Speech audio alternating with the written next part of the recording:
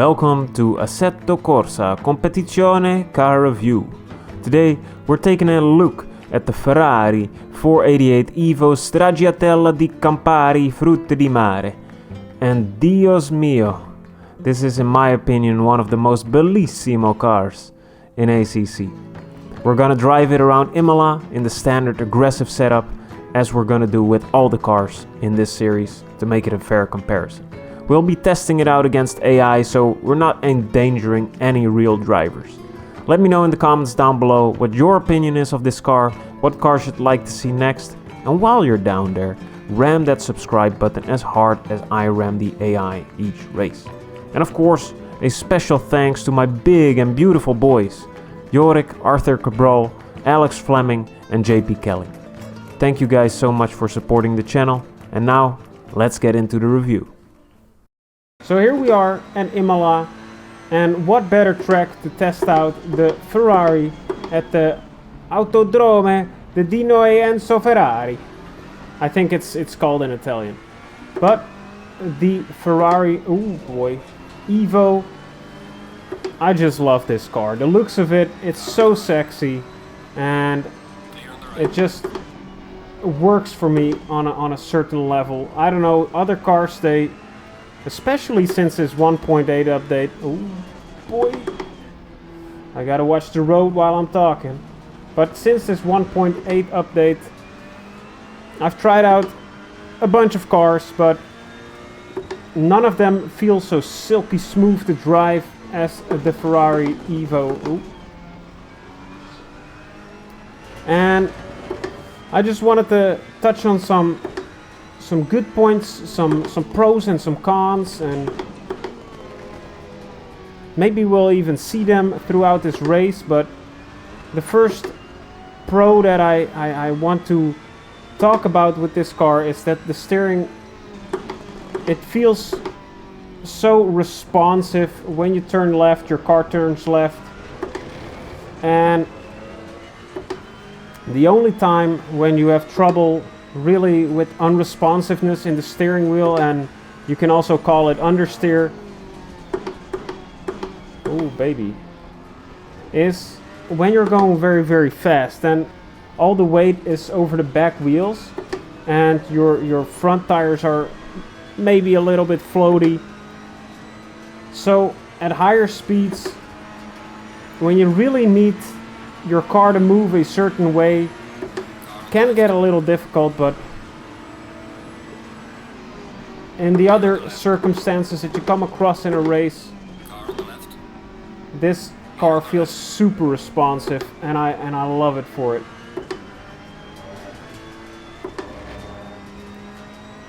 And another very good pro is, for me of course, it's a great car for someone who's just starting out, looking for a somewhat more agile car than something with a front engine. So you want something more agile than maybe a BMW, maybe something more agile than an Aston Martin. And you come across this beautiful car and you say, hey, I wanna see how that drives. And it's still very stable, because it's got such a low profile, and it gives you more agility, more, as I said, more responsiveness in the steering. I don't know how to explain it better, but it feels like you're drawing a racing line on the circuit with your wonderfully tasting spaghetti.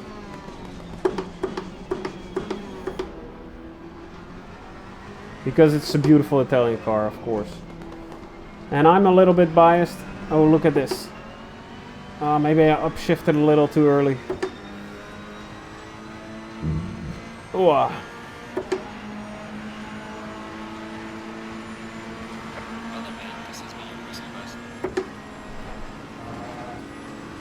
Oh, please don't all of a sudden brake.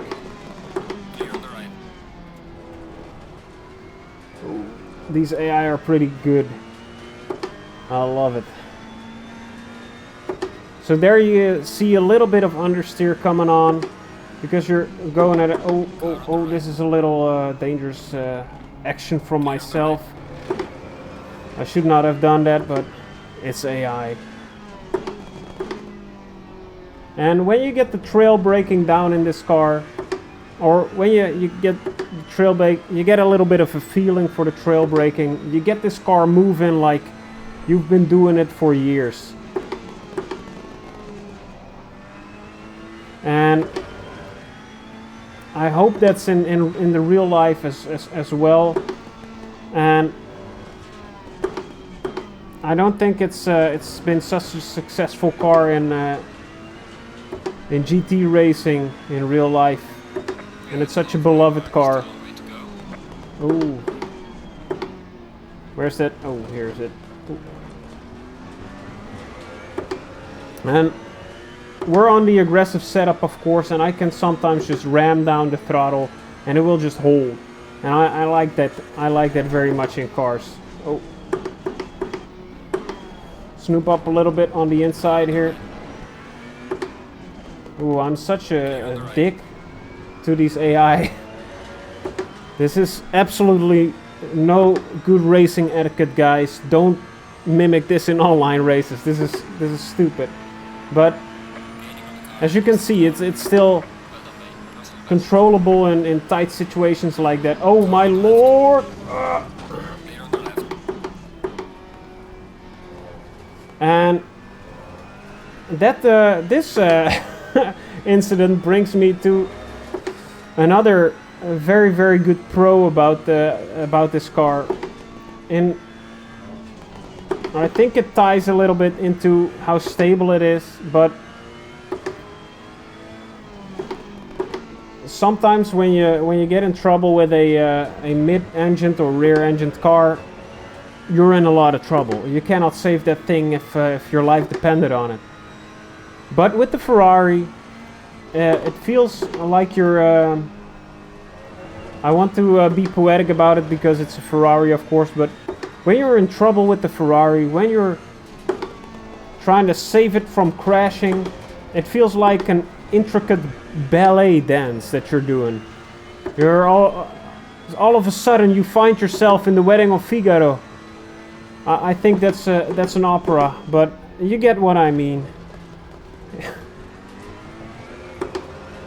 I am very uncultured, and this car brings out the wine-loving, spaghetti-eating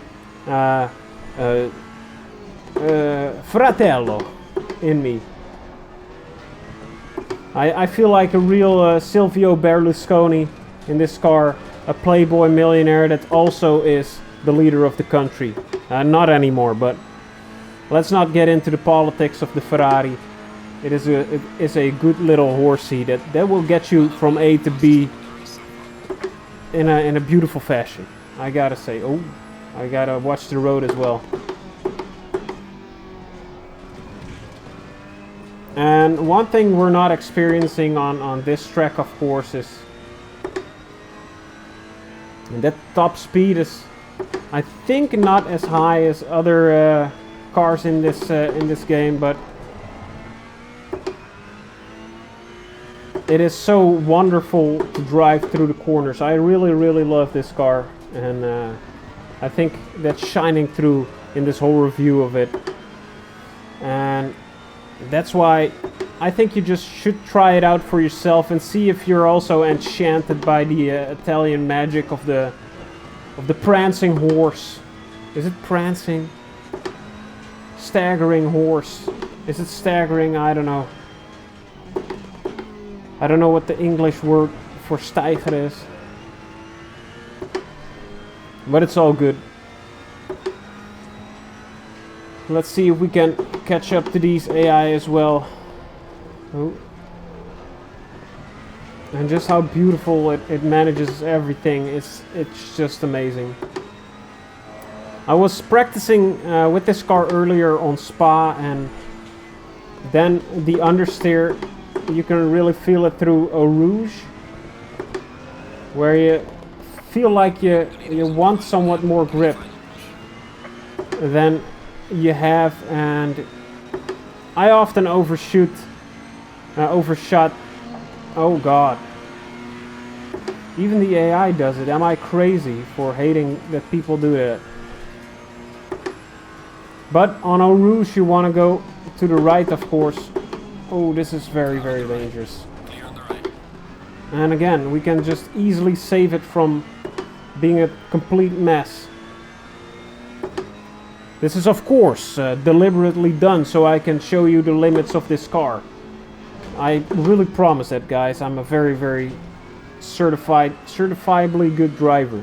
You don't have to take my word for it. Call the experts on their phone number listed in the description down below. Oh baby, come on. Car on the right. Clear on the right. Oh, look at that. You can just chuck it around the corner and it just goes like a piece of fusilli.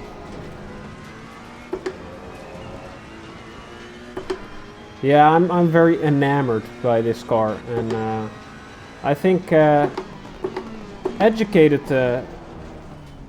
folks out there will feel the same. Intellectuals like me.